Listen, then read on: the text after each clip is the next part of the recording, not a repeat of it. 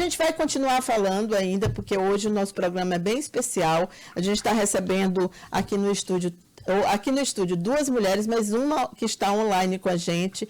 E lembram que eu abri o programa falando que há uma certa condição no gênero feminino, que é a capacidade de se reinventar. Em determinados momentos da vida, você diz, não, a minha vida agora vai por aqui. Eu quero porque eu vou ser mais feliz assim. Ou às vezes são motivadas por perdas, às vezes são motivadas por problemas de saúde, como é o caso da Mayra Neri, a empresária que está com a gente. Vocês já conheceram a Mayra, ela deu o depoimento dela aqui num do nosso quadro de terça-feira sobre mente empreendedora. Ela é designer de interiores e se afastou do mercado de trabalho por conta de um problema grave de saúde, e depois fez algumas cirurgias, e aí ela voltou e se reencontrou. A Mayra está com a gente de forma online para contar a história dela.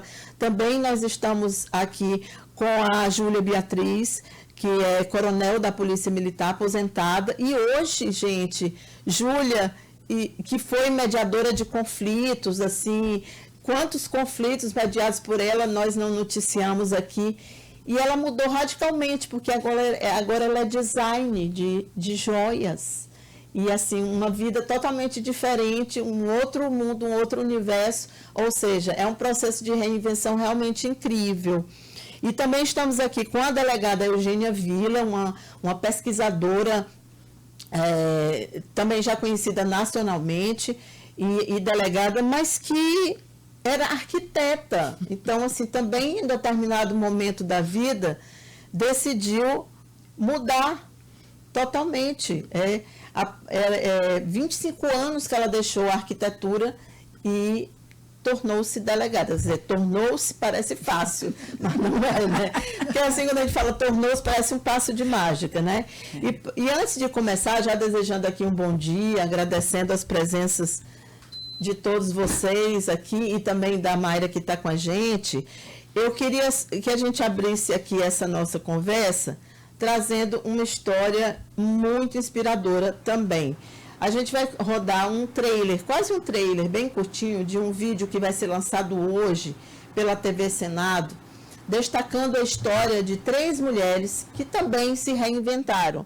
No caso, 3 mulheres negras. E essa mulher do vídeo que a gente vai acompanhar é a juíza Antônia Faleiros. Só que antes de ser juíza, lá na Bahia, ela é juíza de Lauro de Freitas, na Bahia, ela foi empregada doméstica e ela não tinha casa, ela não tinha onde morar. Para estudar, ela usou apostilhas que encontrava no lixo. E ela fala sobre isso de uma forma assim tão bonita que faz com que a história dela seja ainda mais inspiradora. Vamos ouvir a juíza Antônia Faleiros. Trabalhava de doméstica. Quando eu não consigo mais ficar na casa dos parentes e a patroa não me aceita na casa dela, eu vou passar as noites na rua. Vou comprar o jornal Procurando Emprego e encontro o anúncio de um concurso para o Tribunal de Justiça. Vou ao cursinho comprar a apostila e quando eu vejo o preço da apostila, fico sem ação. Fiquei olhando a pessoa que fazia a reprodução no mimeógrafo. E ela descartava algumas folhas. Peguei a folha e ao retornar àquele cursinho para buscar aquelas folhas, percebi que as folhas passaram a ser colocadas num lixo seco. Quando eu assumi em 1985, eu não tinha nenhum traquejo para me aproximar dessas pessoas. Ela pegou nas minhas mãos e falou, seja bem-vinda. Foi a primeira vez que alguém me falou, seja bem-vinda na vida. Que história incrível, né? Esse documentário vai estar disponível lá na TV Senado.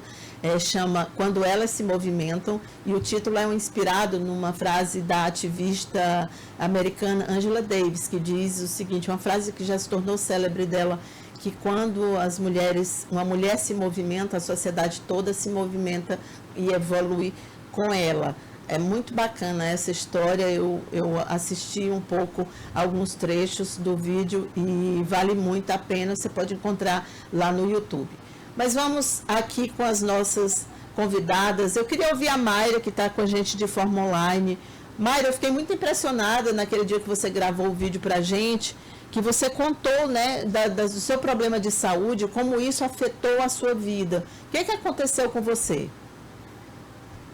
Bom dia. Bom dia. Eu sou design de interiores, né, e atuava na minha área. E aí eu tive um problema de saúde, eu tive um deslocamento da minha vértebra, no qual me deixou sem andar. E aí eu tive que passei 1 ano em tratamento, depois tive que fazer 3 cirurgias. E isso me deixou totalmente dependente. Eu que era totalmente independente, me tornei totalmente dependente, até para ir ao banheiro, né? Isso eu passei num processo de 4 anos. Quando eu saí desse processo, veio a pandemia. E aí eu já passei mais 1 ano parada, né? E eu vi que eu não tinha mais como retornar para o design de interiores. E aí eu decidi que eu tinha que me reinventar. E aí eu fui buscando, pesquisando e decidi fazer bolsas, no qual eu não sabia costurar coisa nenhuma, né? E aí eu fui buscar conhecimento. Aí eu comecei a pesquisar, né, na internet, encontrei um curso online, no qual muito bom, e fui me qualificar. Isso tem o quê? Só 2 anos que eu comecei a aprender, né? E deu tudo certo. Hoje eu tenho uma renda boa, né? Eu confecciono bolsas, necessaire e todos esses acessórios. Comecei a divulgar na internet, mas ainda muito devagar, né? Porque eu não tinha muito conhecimento nessa área. E foi quando eu conheci a Feirinha Verde, aonde eu me destaquei, né? Que aí eu consegui uma cartela de clientes. E ainda hoje estou na Feirinha Verde, vendendo online, eu não tenho loja, confecciono só em casa, sozinha, mas estou crescendo, pretendo crescer mais ainda. Então você não sabia nada de bolsa. Como é que você fez um curso, né, que você falou, mas ele disse assim, o que foi mais difícil para você nessa transição? Eu acho que o mais difícil foi se lançar no mercado mesmo, sabe? Porque é muito difícil você entrar no mercado, onde já existe várias lojas que vendem bolsa e tudo, e você querer colocar o seu diferencial, né? Então, se lançar no mercado, mostrar o seu produto, eu acho que foi o mais difícil. Porque eu não tinha loja física, não tinha como ainda colocar uma loja física, e como eu mostrar o meu produto, né? Então, eu acho que o mais difícil foi isso, porque os desafios de aprender, para mim, eu acho que não é tão difícil. Quando você se propõe a aprender, você aprende. Agora, você colocar no mercado, para mim, foi mais difícil. Muito bem. Júlia, como é isso de agora que você tinha que curtir a aposentadoria? Tô lendo como a sociedade lê, né? Se aposentou, agora vai ficar em casa, de pijama. E aí você foi se desafiar também. Eu fico muito impressionada com pessoas que conseguem isso, porque eu acho assim sensacional. E eu acho, de fato, não que homens não sejam capazes, gente, mas é quase uma condição da mulher. Se você olhar de 10 pessoas que você conhece ao seu redor, quando você apontar aquelas que tiveram essa coragem, eu garanto que a maioria é de mulheres. Como foi isso para você? Bom dia. A aposentadoria não lhe apeteceu? Não, de jeito nenhum. Bom dia, gente. Graças a Deus. Não, assim, eu tenho um exemplo em casa, né? Meu pai já partiu para outro plano, mas ele sempre dizia para a gente, filha, a gente vai ter muito tempo para descansar. Não tem, depois a gente não sabe como é, mas depois eu tenho certeza que a gente vai estar descansando. Então aqui a gente tem que se doar o máximo, tudo que a gente puder fazer para se doar. E eu sempre acompanhei dentro das nossas instituições de segurança pública, e sempre foi uma preocupação minha, a forma como acontecia essa transição, do pessoal sair de uma atividade que é altamente exigente, que é aquela atividade que você tem que se doar, se dedicar. Eu, pessoalmente, me dediquei de corpo, alma e coração. Sempre foi assim, quem me conhece sabe que sempre foi assim. Quantos anos de polícia, desculpa, só para a gente pegar? De ativa, 38. 38. Hoje, certo. 40. Fiz dia 22 de fevereiro, fiz 40 anos de polícia. E o pessoal que, mais amigo meu, me chama de 24/7. Eu disse que é 24 horas, 7 dias na semana. Até minha mãe brinca, perguntava que horas era que eu dormia. Eu digo, quando eu canso e quando dá sono, né? Quando tem um tempinho eu vou lá e descanso. Mas eu sempre me preocupei com essa transição, porque eu acompanhei aquele pessoal mais antigo, que quando saía da atividade policial militar, logo depois eles entravam numa depressão e com muito pouco tempo muita gente falecia. Porque ficava ócio, e o ócio mata, a gente sabe que o ócio mata.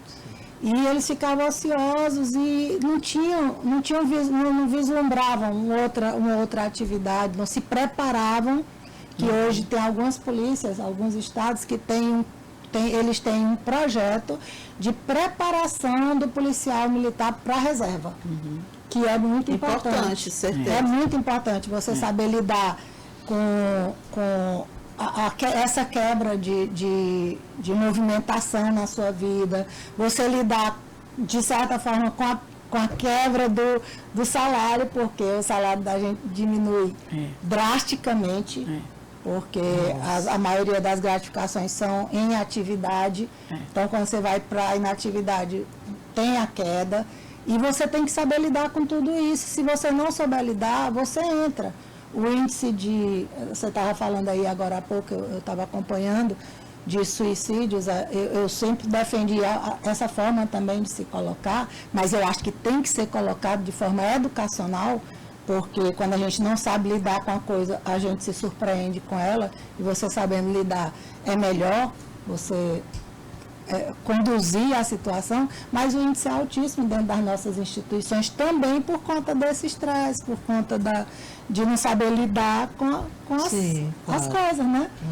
Então eu sempre tive isso na minha cabeça. Ninguém está romantizando aqui, né, Eugênia? Não está romantizando. Eu até me corrijo, porque não é todo mundo que se aposenta e quer continuar trabalhando. A gente não está romantizando. Isso. Quando eu mencionei a história da Júlia, foi ótimo você ter feito essa ressalva, porque qualquer profissão já é difícil hoje, né? Porque as pessoas hoje têm uma vida muito mais ativa. Imagine um policial que a vida inteira viveu servindo a comunidade. Então, deve dar aquela angústia de não ser mais útil à sociedade, de ficar à margem. Não é uma coisa fácil. A gente está falando de casos específicos de pessoas que têm um outro tipo de sonho para a sua vida. E é isso. E o reinventar parte por essa parte do lazer. Porque se a pessoa vai se aposentar, mas ela se preparou para aquela aposentadoria e acha que dali para frente a única coisa que ela tem que fazer é o lazer, ela se preparou para isso. O que eu falo do preparo não é o preparo só em você ter uma outra atividade, é você fazer coisas que lhe preencham. Você fazer coisas que não deixem sua cabeça vazia, que não lhe deixe na ociosidade. Não é o trabalho em si, não é você, eu vou me aposentar dessa atividade, eu tenho que ter outra. Não. Assim você pode ter. Não, na realidade surgiu por uma terapia, uma ocupação de tempo vago na época. Eu fui fazer um curso em 2004, em Maceió, pela Polícia Militar, uma pós-graduação em Direitos Humanos, na Polícia Militar de Alagoas, e lá eu só tinha aula no turno, era 1 ano de curso, e eu só tinha aula durante um turno.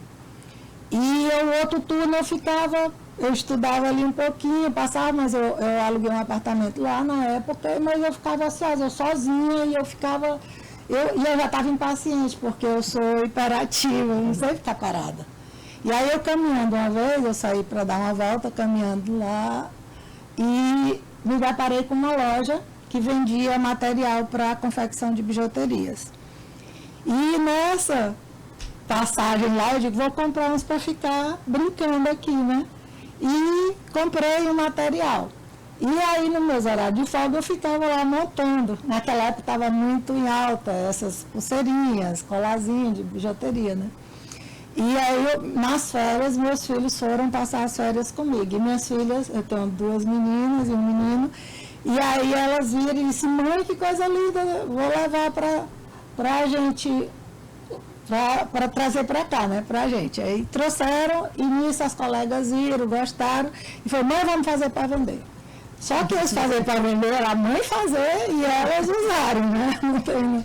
E aí eu vim, quando eu vim embora, comecei a fazer para vender. Desde essa época já trabalhava com essa parte.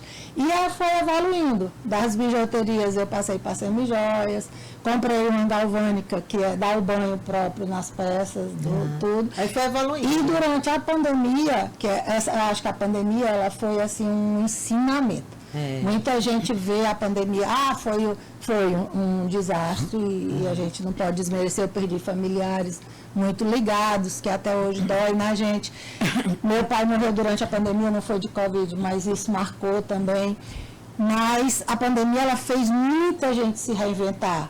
O caso que a gente viu da Mari também, que participo de feirinhas com ela, tenho uma admiração muito grande também pelo trabalho. E na época da pandemia, a atividade da gente, principalmente na que eu fazia, né? Ela foi um pouco suprimida, porque as crises, elas deram uma freada, né? Se juntava, não tinha crise. Pois é, elas deram uma freada, porque o pessoal não podia ir para a rua, não tinha como ter crise. E aí eu passei um tempo também como que, né, em stand-by. E nesse stand-by eu comecei a assistir cursos, e aquela história de não saber ficar parada, comecei a ver e vi essa área que estava começando, né, das biojoias. E eu sempre fui apaixonada também por coisa natural, por coisa, né, a natureza me encanta, a beleza das flores, das plantas. E comecei a me encantar por aquela área, e foi daí. Daí eu fui me aperfeiçoando e até agora. E agora a gente tem uma fábricazinha em casa, né? Continua sendo em casa ainda, sou eu e minha filha, que é minha sócia. E a gente está hoje se reinventando nessa área. Não que a minha paixão a Eugênia, que me conhece, sabe. A saída da Polícia Militar foi como que, não, a gente pode dizer assim, não foi muito não era a vontade. Sim. Eu acho que ainda não era o momento.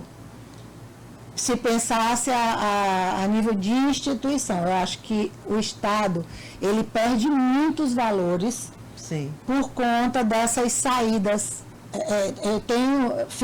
Completei agora 57 anos. 38 anos de polícia, mas porque eu comecei muito cedo. Eu comecei minha carreira com 16 anos. Porque é automático, tem que... e automaticamente você completa o tempo, você tem que sair. Isso podia ser revisto uma vez que... Né, hoje pessoas de 50 anos... Hoje tem a possibilidade de você voltar, no nosso caso da Polícia Militar, voltar pelo núcleo. Mas não é a mesma coisa de você dar continuidade. De toda forma fica, né? Fica aquela diferença, de dar continuidade na sua carreira. Eu acho que isso podia ser revisto realmente. Podia ser revisto de uma forma voluntária. Claro. De uma forma que você completou o tempo, você quer continuar, Então, mas é assim também. Isso pelo lado da instituição, pelo lado do Estado. Eu acho que o Estado perde muitos valores. Mas pelo lado pessoal, chegou um momento assim que também eu olhei assim, eu digo, gente, eu já me dediquei tanto. Eu passei, teve época da minha vida que para meus filhos me verem, eles tinham que ir onde eu estava trabalhando. Nossa. Porque eu não tinha, eu saía de casa, e, às vezes eles estavam dormindo, e quando eu chegava eles já estavam dormindo, eu não via meus filhos durante o dia. E às vezes eu viajava, como esses últimos 3 anos que eu passei, que eu estava na Força Estadual, eu viajava e só tinha um dia para ir, não tinha dia para voltar. Eu passava de 3 meses longe de casa, 4 meses longe de casa, e isso também era um prejuízo muito grande de dedicação. Hoje eu tenho esse tempo para me dedicar. Hoje eu cuido de neto, que eu já tenho 2 netinhas, e elas moram comigo. E é um prazer levantar de manhã e deixar no colégio, pegar no colégio. É uma reinvenção, então, pelo lado pessoal, isso é muito bom. É onde entra a reinvenção, onde entra a gente se reinventar. Eugênia, como foi para você esse momento de decisão? Foi uma decisão? Foi uma coisa que aconteceu por acaso? Bom dia, Cíntia. Bom dia, Júlia, Mayra, não lhe conhecia, conheci sua história agora. Nada é por acaso, né? A Cíntia me conheceu como arquiteta. Verdade. Nós vivenciamos muitas coisas juntas, né? Nos shoppings. Então, como foi essa mudança? Uma mudança radical. Não é tão fácil. Não foi tão fácil. Eu saí de uma perspectiva cuja clientela era de alto nível aquisitivo, Sim. não é? Ou médio nível, mas eu também era arquiteta da Coab. Graças a Deus. Então, eu atuava nas duas frentes. Eu atuava na habitação popular, aqui no Piauí, não é? E atuava também no meu escritório de arquitetura. Então, eu tinha as duas perspectivas. Como foi essa mudança? Como é que foi? Que foi que fez com que eu mudasse? Então, vamos lá. No auge, né? No auge. Nós éramos arquitetas do Grupo Claudinho, Sim. A gente tinha muitos projetos, a Cíntia me acompanhou, né? Bem, vamos ver então as perspectivas, né? Me formei no Rio, mas antes de eu entrar na arquitetura, eu tinha feito vestibular aqui em Teresina e passei para Direito na UFP. Minha família todinha, Cíntia, você sabe disso, meu pai, minha mãe, advogados, né, procuradores do Estado. E eu fui a primeira filha a fazer o vestibular para Direito. Passei, mas eu já estava cursando a arquitetura no Rio. E eu disse, pai, acho que eu vou voltar, vou fazer Direito aqui. E ele achou, minha filha, sempre achou que eu dava muito para coisa do desenho, da arte, né? Mas eu não estava gostando da arquitetura, estava achando com as disciplinas de física, eu não estava gostando, me familiarizei. E aí, então, eu disse, eu vou fazer vestibular para Direito, e passei. E aí o papai disse assim, não, minha filha, fique mais 6 meses no Rio. E aí gostei da arquitetura, entrou na seara das artes plásticas, comecei a me familiarizar e fiquei na arquitetura. Mas o que foi que me moveu a mudar para Direito? Não é? Já que voltei para Teresina, me inseri na Coab e abri um escritório de arquitetura junto com a Simone e a Jacinta, arquitetas associadas. Bem, eu falei pouca gente sabe que eu sou arquiteta, né? E urbanista. E tem uma história na arquitetura e no urbanismo. Não é só eu era arquiteta né? Não, eu tenho uma história. Pois bem, o fato de eu trabalhar muito como arquiteta, demais, e não ver no meu futuro uma segurança. Esse foi o problema. Eu tinha uma filha para criar e eu não via uma segurança, digamos, uma estabilidade na minha vida. Eu disse, sabe de uma coisa? Eu vou tentei abrir o curso de Direito, estava jubilada, lógico, depois de 10 anos, e aí eu fiz vestibular e passei. A polícia era a minha mira? Não era a minha mira. Né? Quando eu passei no concurso, eu queria era magistratura estadual. Fiz Escola Superior da Magistratura, primeiro lugar. Fiz o curso de Direito, né? E aí, então, deve ser o desígnio de Deus. Eu sou temente a Deus, né? E aí, então, o que foi que aconteceu? Do meu parto, do meu filho, né? Eu quase morri. Então, como a Mayra tem uma história, eu também tenho uma história. Então, Mayra, o que foi que aconteceu? Eu perdi o concurso da magistratura, o tão querido concurso. Eu já era delegada. Quando eu tive neném, meu último filho, eu já assumi a polícia nessa circunstância. Então, quando eu passei no concurso da polícia, né, as minhas amigas diziam, Eugênia, você vai se inscrever nesse concurso? Eu disse, vou. E se tu passares? Eu digo, olha, uma coisa é passar. Primeiro eu tenho que fazer. Então, eu passei e fui a única a assumir, né, o cargo de delegada, grávida. Entrei na academia de polícia grávida. Escondi. Em um tempo que não tinha tantas delegadas. Né? Não, nós éramos 8 candidatas, nós éramos 8. E aí eu escondi a condição de gravidez, que a gente chama na polícia de estado interessante. Olha que horror. E aí, Do então, ponto de vista dos homens, mas é absurdo, um estado absurdo, né?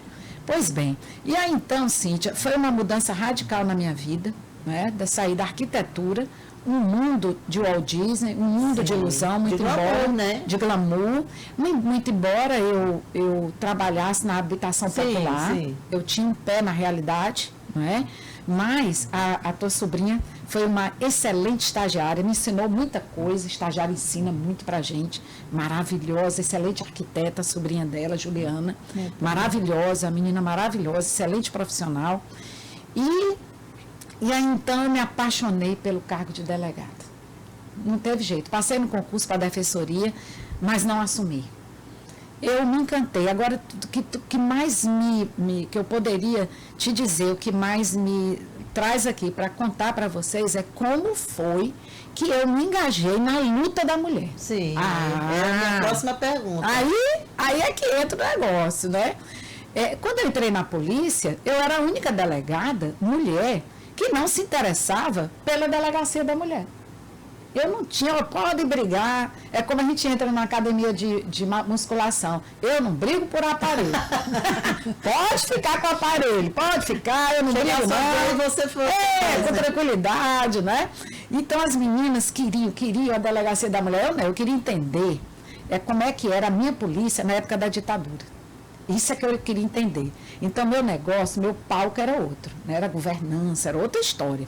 E aí eu me interessava por outras coisas. Pois bem, mas como foi que essa pauta entrou na minha vida? Aí um delegado disse assim, essa delegada só pode ter apanhado do ex-marido. Interessante isso, né, Cíntia? E aí eu tive que responder ele de uma forma não republicana, na imprensa. Eu disse, olha, para o delegado que pensa, eu já era corregedora. E por isso mesmo eu ouvi essas coisas absurdas, né? Porque eu estava numa posição de muito poder. E aí eu disse, olha, eu nunca apanhei não, mas a gente não precisa apanhar. Nós não precisamos ser lésbicas, né? Não precisamos para a gente ter afinidade com a matéria. Então, nós não precisamos de nada disso. Tanto é que eu tenho uma afinidade enorme com as mulheres trans. Elas me ensinam o outro lado, outsider wind, né, na linguagem da Patrícia Hill Collins. Aquilo, Cíntia, que a gente precisa ver e que elas veem, porque elas têm o rabisco de Deus que nós não temos. Então, elas veem o que nós precisamos ver. Veja como é que eu sou. Então, eu aprendi na polícia através de uma orelha. Eu estava recebendo um policial na corregedoria, eu não era corregedora ainda. Aí ele me traz um pedaço de orelha humana. Ele diz, delegada rindo, fora do horário da jornada de entrega de inquérito policial. Cíntia, lógico que eu não recebia pedaço de gente. Quando eu recebia inquérito, eu recebia arma, munição, droga naquela época, né, para encaminhar para o distribuidor dos feitos criminais. E eu digo, que é isso, 5 estrelas? Um pedaço de orelha que tinha sido apreendido. E ele estava levando para o IML, mas o IML era do lado da corregedoria. Eu trouxe para a senhora ver, rindo, se esbaldando de rir, do pedaço de orelha. Devido à minha surpresa, né? Ele riu por causa da minha surpresa, eu me surpreendi. Sim. Liguei para a Dani, delegada da mulher. Dani, que negócio foi esse? Aí a Dani disse, Eugênia, foi o seguinte, a mulher consentiu com a retirada. Eu disse, como é que é? Oi, olha aí. Isso foi em 2002, gente. 23 anos atrás. E você se surpreende. Não é tanto tempo. Não é. Mas, imagine eu naquela época. Aí eu disse, oi, como é que é, Dani? Aí peguei o inquérito, passou por mim e fui ler.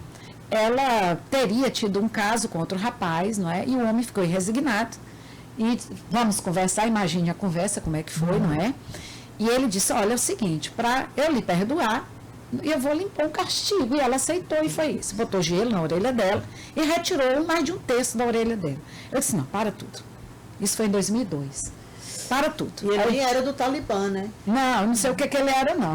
Era um homem. Eu estava ouvindo a tua reportagem, né? Eu estava ouvindo mais cedo. Todos são homens. Os que matam, que estupram.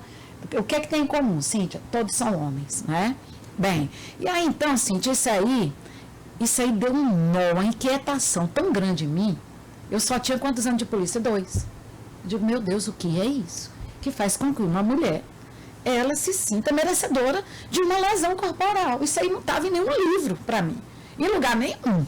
Eu disse, não, Jota, que era o delegado corregedor, nós precisamos estudar isso aí. Não tinha Lei Maria da Penha ainda, não é?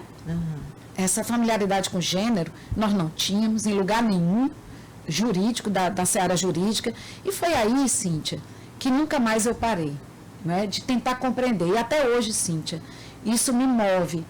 Isso me move quando eu vejo meninas cavando a sepultura, sabendo que vão ser assassinadas. Isso aí eu não compreendo.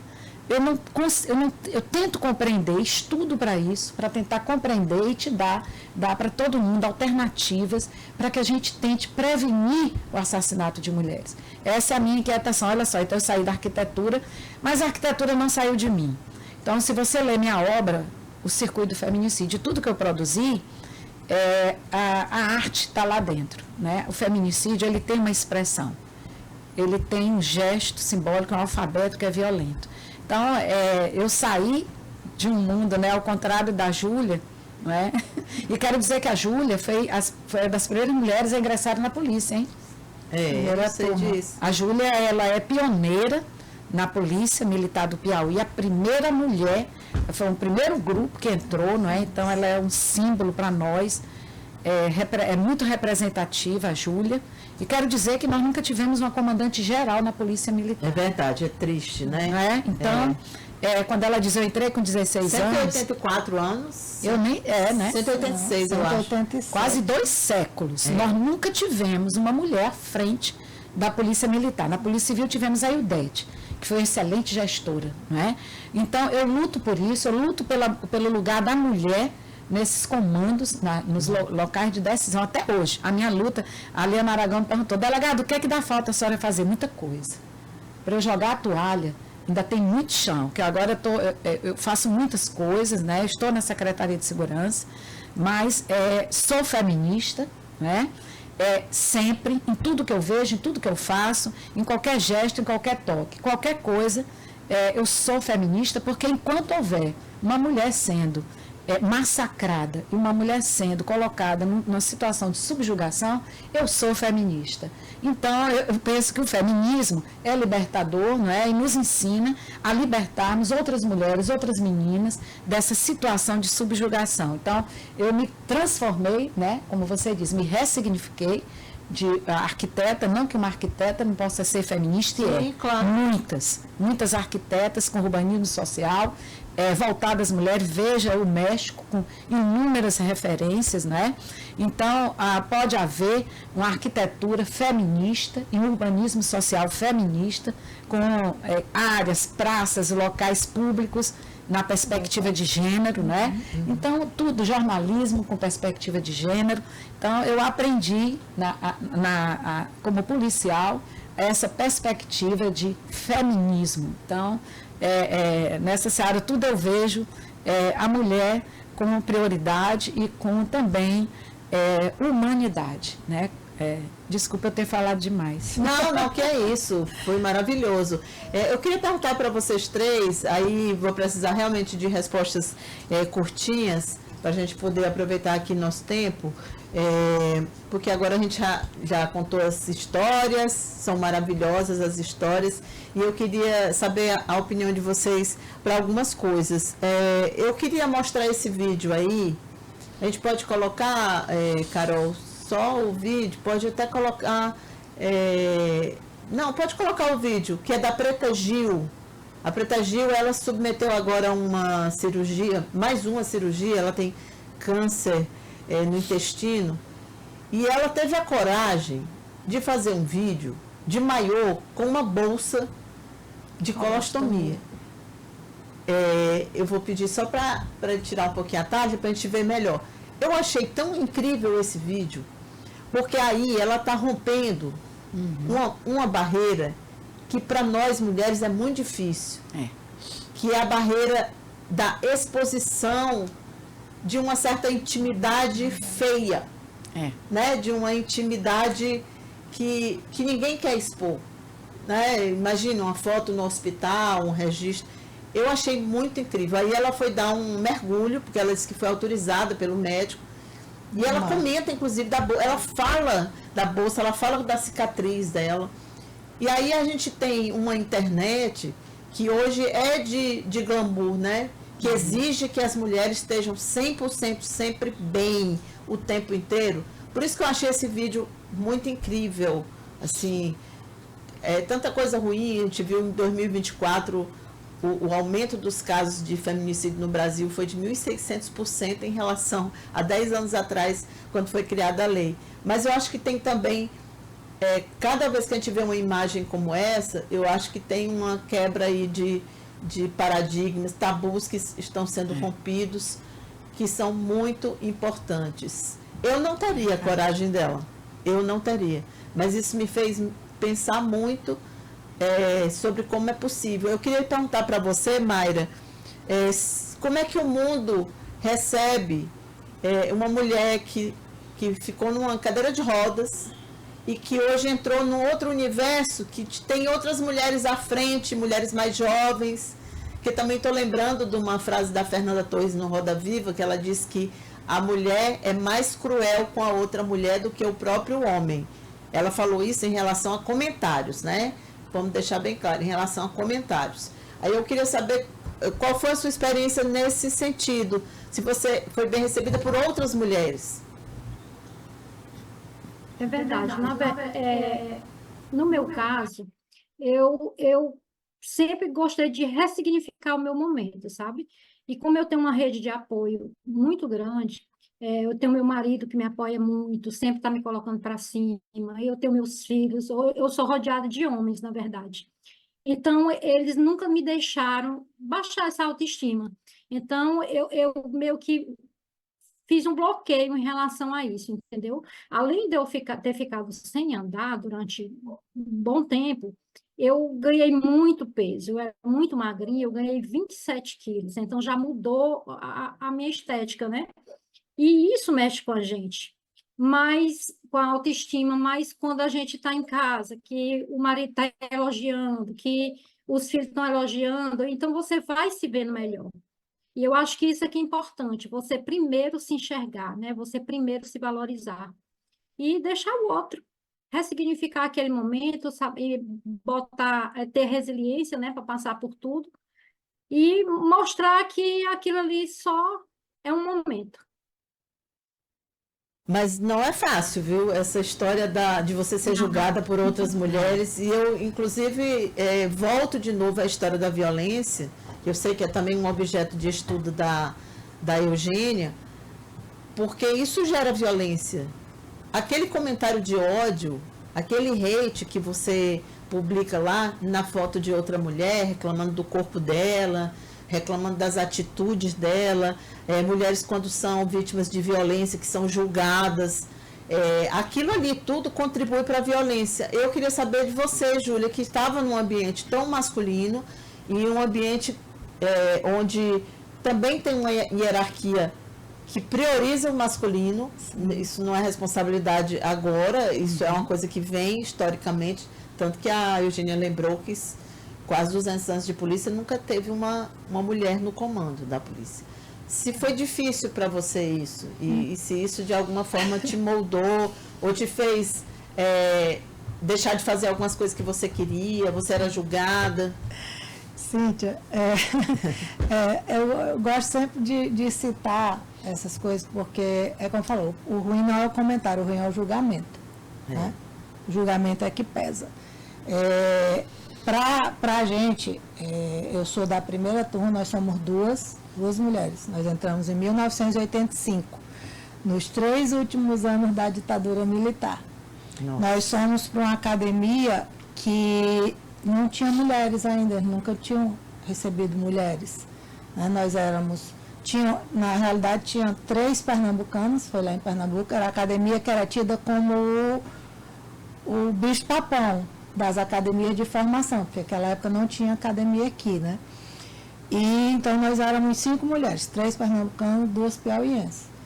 E lá a gente, vamos dizer bem no popular mesmo, a gente comeu pouco de amassou com os pés e as mãos.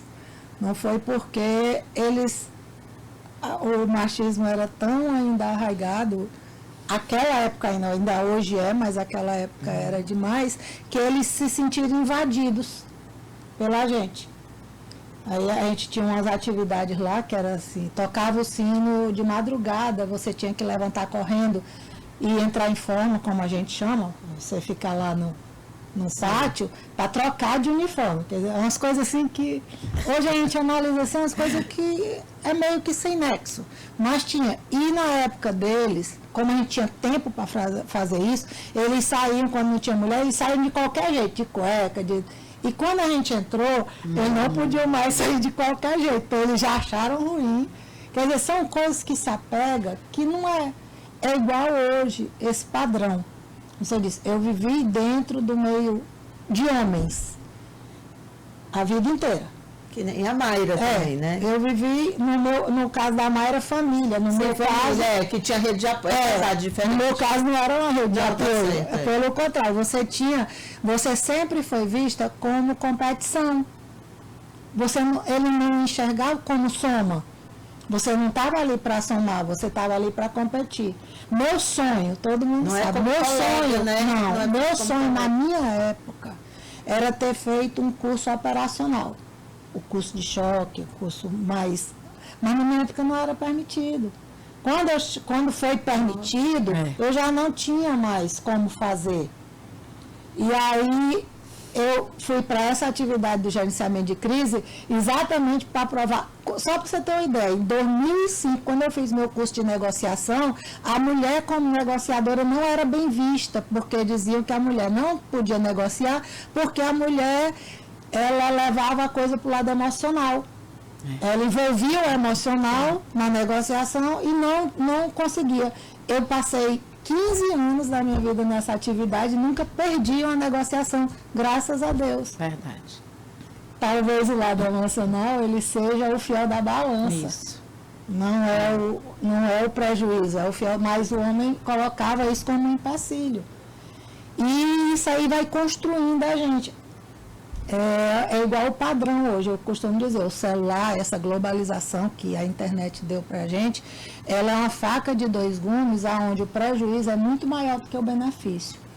Porque você vê os julgamentos hoje, você citou esse caso aí da Preta, e outro caso bem recente, o da Paola Oliveira, que ela teve que se afastar de uma coisa que ela gosta de fazer por causa do julgamento. Quando o pessoal olha para mim assim, mas tu tá gorda, de meu amor, até quando eu era magra eu sempre fui gorda. Se eu tô feliz e tô saudável, sua opinião, para mim nada, é a mesma coisa. Eu não tô nem aí para padrão, assim, não julgo. Minha filha é fissurada por academia, por esporte, por tudo. Mas ela gosta. Eu gosto do meu corpo assim, eu me sinto feia quando eu tô magra demais, eu me sinto velha, Então eu tô bem, se eu tô bem, para mim isso é opinião e nada. Ó. Então eu brinco desse jeito. Até quando eu era magra, eu sempre fui gorda. Então, os padrões hoje, eles mexem com a pessoa. Com a cabeça da pessoa. E a pessoa precisa entender que o padrão é o dela. Não é o que a sociedade quer impor, não é entendeu? Então, eu acho que a gente tem que começar a trabalhar isso na mente da gente, na cabeça da gente. Porque isso é que está causando todo esse prejuízo. Eugênia, é verdade. Eugênia, é difícil realmente, a gente sabe, e eu queria que você comentasse desse ponto de vista que foi a abertura do nosso programa, que você até acompanhou, que é o seguinte, como esse discurso de ódio, ele acaba também, e eu quero saber se isso você percebe nas suas pesquisas, tendo impacto também no aumento da violência contra a mulher. Cíntia, eu sempre digo, né, minha pesquisa sobre feminicídio, né, o discurso de ódio, né, a misoginia. A misoginia. No feminicídio, eu não vejo misoginia. No feminicídio íntimo. O que é que eu vejo no feminicídio? Né? Então, a misoginia, porque assim, deixa eu explicar para o ouvinte, não é?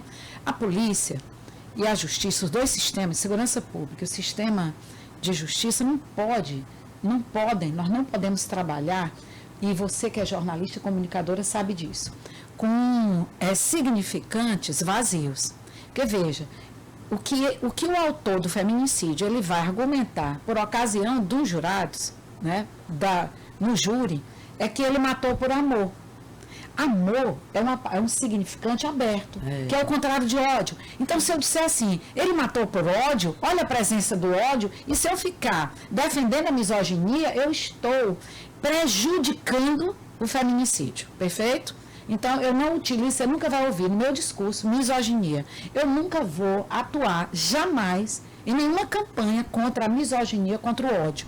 Mas, sim, eu sempre falo, como Júlia falou, né? A sensação da Júlia de que havia uma competição é verdade, Júlia. O que há é uma competição. Então, é um cenário beligerante. Porque, veja, os locais de poder, de comando e de decisão são naturalmente de homens.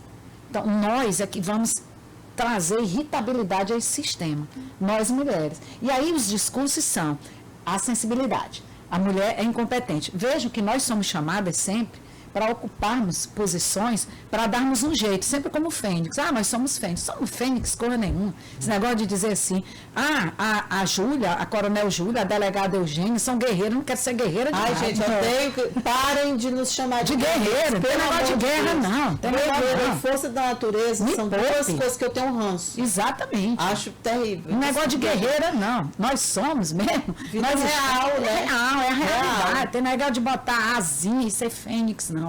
Tem isso não, é a vida como ela é. Então, eu e Júlia, como ocupamos espaços, e ela foi, quando ela fala assim, sempre me identifiquei com o meio ambiente, ela foi comandante ela não fala, foi, eu acho que ela foi a primeira. Tá vendo? Então, sempre bota a mulher, nós mulheres sempre nos colocam. Foi difícil, tarefa difícil. Pronto. Aí depois vai. Aí o homem entra. Quando a mulher organiza tudo, pode entrar. A casa é sua, né? Então, quando eu vejo você falar assim, aumenta a violência, não é? Claro que aumenta. É lógico, e eu vi tua fala anteriormente sobre o protocolo da fala do feminicídio. É importantíssimo, porque achei. Porque quem vai julgar o feminicídio são jurados, é o povo. É a opinião popular. E ninguém pergunta para o jurado, por que você está julgando? O motivo dessa decisão, de jeito nenhum. É o que ele pensa, é o que a jurada e os jurados pensam. Então, vocês são fundamentais nesse processo e vocês sabem disso, não é? A imprensa piauiense já está muito bem sintonizada nesse sentido. Eu vejo isso, essa diferença da imprensa piauiense em relação a outras imprensas que eu tenho vivenciado o Brasil afora. Então, é lógico que isso vai influenciar, sim, esse discurso fascista, esse discurso retrógrado que nos coloca de volta dentro de casa.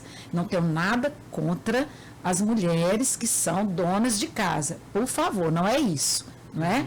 Eu não estou falando sobre isso, mas nós queremos estar aonde nós quisermos. É questão de opção. É uma questão de nós queremos estar onde nós... Eu adoro estar em casa, eu sou avó também. Eu sou avó também. Eu digo isso, também. Eu sou inúmeras coisas e sou o que eu pretendo ser, não é? Então, por enquanto, eu sou a Eugênia e não me caracterizo por nada. Eu sou a Eugênia. Quem quiser, como dizia o Torquato. O que é que dizia o Torquato? Eu sou como eu sou. Pronome intransferível do homem que ainda não iniciei. Então, eu sou uma mulher que eu ainda não iniciei. Então, a Simone de Beauvoir já acentuava isso há muito tempo. Então, que mulher é essa? Mulher com possibilidades. Que homem é esse? Então, não vamos nos aprisionar. Então, sim, o ódio, esse discurso, tanto contra pessoas, né, mulheres cisgênero, como mulheres transgênero, isso acentua, sim, a violência, isso nos coloca numa situação vulnerável, precária, não é? E mais ainda do que somos, e isso acentua, sim, todos os cenários de violência, inclusive violências públicas. Só completando, Cíntia, que eu ia falar, a gente foi tão tolhida, a Eugênia sabe disso, a Eugênia já pegou uma época mais, que ainda foi assim, mas jamais, que aí eu coloquei na minha cabeça, que eu digo, pois espera aí, já que eu não pude fazer os cursos que eu queria, eu vou fazer o curso de gerenciamento de crise, e fui gerenciar todas essas unidades especializadas. Eu coordenava todas as atividades das unidades especializadas que eu tinha vontade de ter feito. Então, eu tenho um respeito e eu agradeço também isso a eles, muito grande. É aquela história de você adquirir esse respeito. Eu queria até te passar, eu não gosto desse termo guerreira, também não sou muito fã. Gente, eu odeio esse nome. Mas o guerreiro aqui, que ele quis colocar, não foi nesse sentido, foi um destaque. Esse livro foi escrito por um capitão nosso, ele é escritor. Capitão Helder, ele é caveira, e ele resolveu escrever Guerreiras Anônimas, o título, Corações e Mentes. Explica sobre caveira. Caveira é o pessoal que faz o curso de operações especiais. Certo? E aí ele polícia sobre... altamente especializada, são policiais inteiramente capacitados para grandes operações especiais. São aquelas operações que fogem realmente à normalidade, onde todos os recursos já foram utilizados e eles chegam para resolver. E aí ele pegou todas as mulheres, ele fez um apanhado no Brasil, a maioria das polícias militares, todas aquelas mulheres que se destacaram nessa área de operacional, né? E graças a Deus a gente tem um pedacinho aqui da minha história que deve botar essa hora. Inclusive tem uma dedicatória aqui para você, uma especial para você. Tá bom, obrigada. E ele vai fazer o lançamento amanhã na antiga residência, às 7 horas da noite. Legal. Vou fazer a propaganda aqui dele. Tá bom. Porque é um livro que Guerreiras Anônimas. E você está aí. Você está aí. Helder Gomes. Você aqui, graças a Deus. Estou aqui. Gente, muito obrigada. Muito grata aqui por vocês estarem aqui. E a Mayra também. Muito obrigada, Mayra, por participar. Mayra é nossa companheira de feirinha também faz parte da feira. Vou visitar vocês. Gente, muito obrigada. Então, a gente vai para o